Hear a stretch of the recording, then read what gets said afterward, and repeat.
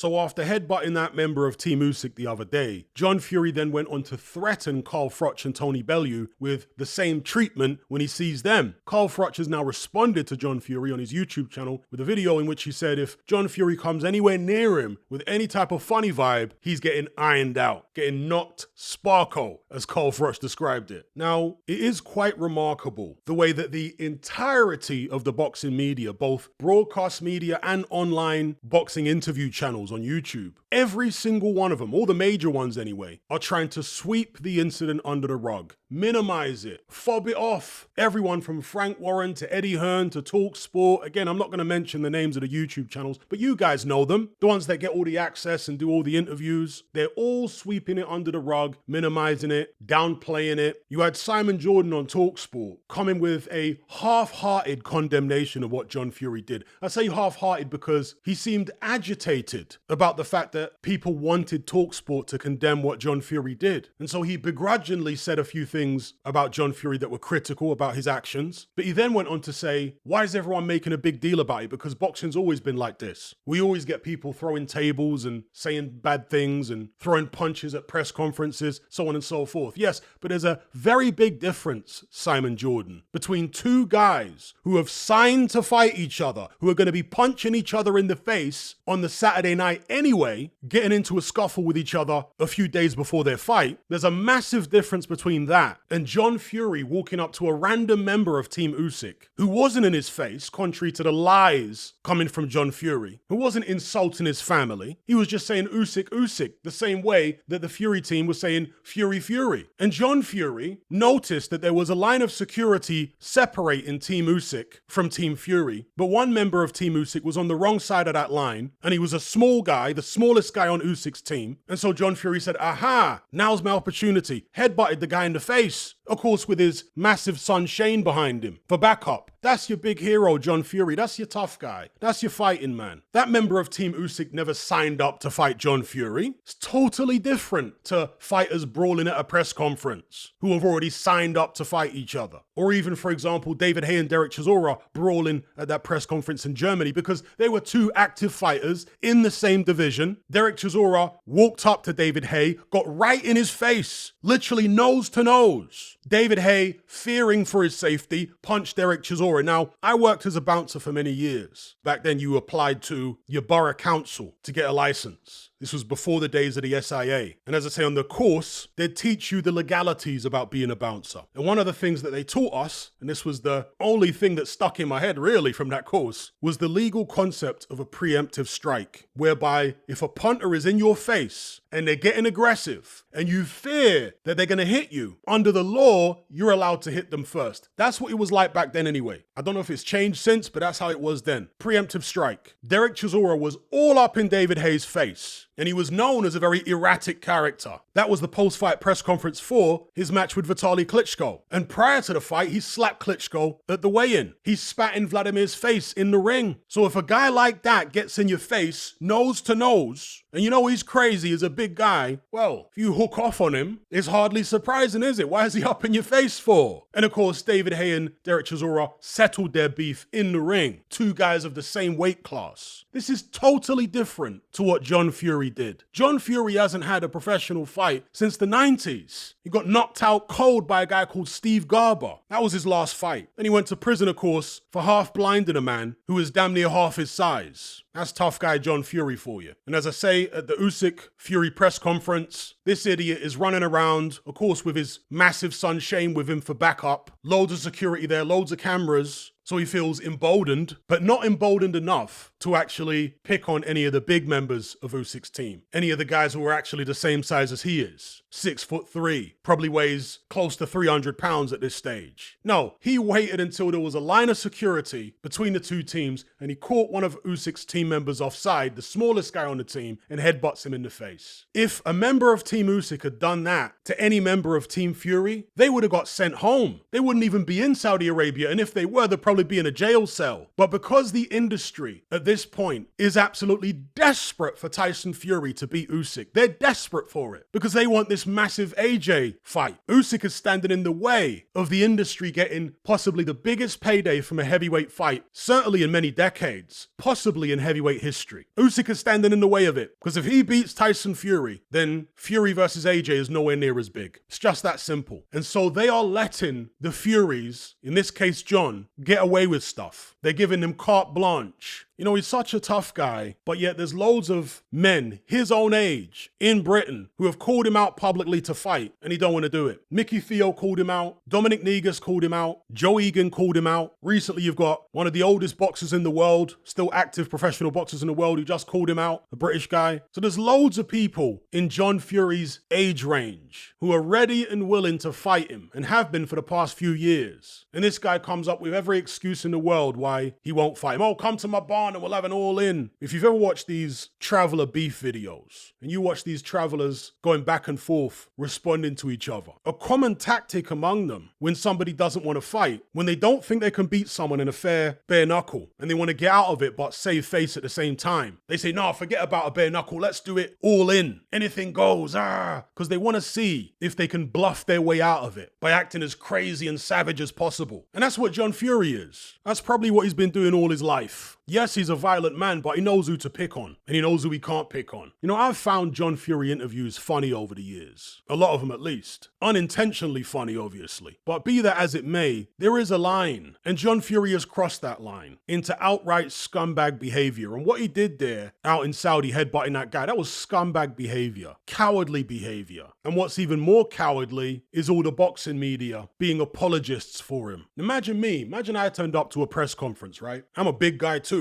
Imagine I saw some guy who was like 5'8", 160 pounds. There's me, a 240-pound heavyweight, and I walk over to this guy who's cheering for his fighter and I headbutt him square in the face. What do you think would happen to me? Do you think anybody would be justifying my actions? I'd probably lose most of my subscribers. In fact, I'm sure I would. And rightly so. Like, what kind of behavior is that? John Fury is a waste man. That's what he is. That's waste man behavior. The guy is so desperate to be the center of attention. It's unreal. You know, his son has got the biggest fight of his life taking place tomorrow night. And all John Fury can think about really is himself. It's incredible. Yes, he cares about his son to a certain extent, but his own desire for the limelight supersedes all that. You know, John Fury's narcissism is so obvious to everyone now that even a member of his own community, who he knows personally, Paddy Doherty, called him out for his behavior a few weeks ago on YouTube. They said he needs to stop trying to take the limelight away from his son. That's the guy that knows him personally, and he can see what a narcissist John Fury is. Desperate for the spotlight that he never had in his life. Give it a rest. And let's hope he doesn't ever go near Carl Froch or Tony Bellew, because he's been warned. And the reason I say let's hope he doesn't ever go near them is because I wouldn't want Carl Froch or Tony Bellew to have to deal with the ramifications of knocking out that idiot. Because there would be ramifications. But as I said earlier, he's not going to approach either of them unless he's got some backup and there's some cameras rolling and some security there. On a one-on-one basis, he's not going to roll up to Tony Bellew or Carl Froch when there's nobody else around and challenge them to a fight or even attack them. That's not going to happen because he knows he'd get ironed out quick. Anyway, if you haven't seen Carl Froch's response, go check it out on his YouTube channel. Let me know what you guys think. I'll leave it there.